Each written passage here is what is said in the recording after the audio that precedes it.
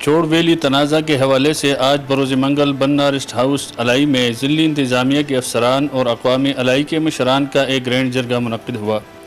جرگے میں deputy commissioner Battagram Asif Ali Khan, D P O Battagram محمد Ayaz, M N اے ممبر national assembly prince Muhammad Nawaz Khan, سابقہ ناظم جمال عبد الناصر Khan, assistant commissioner الائی، tehsil chairman Mufti Ghulam اللہ، محکمہ مال کے افسران کے ساتھ ساتھ الائی کے تمام اقوام کے مشران نے شرکت کی۔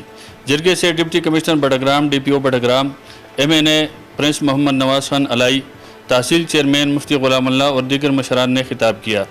ڈپٹی کمشنر بٹگرام اور ڈسٹرکٹ پولیس افیسر بٹگرام نے اقوام الائی سے درخواست کی کہ چوڑ ویلی میں کوئی دراندازی نہ کی جائے، موجودہ صورتحال جو گزشتہ کئی سالوں سے ہے اس کو جو کہ تو بحال رکھا جائے اور مسلح جتوں کو چوڑ کی جانب نہ جانے دیا جائے۔ اقوام الائی کے مشران نے چوڑ ویلی کے مسئلے کے حوالے سے ضلعی انتظامیہ کو ہر قسم کے تعاون کا یقین دلایا۔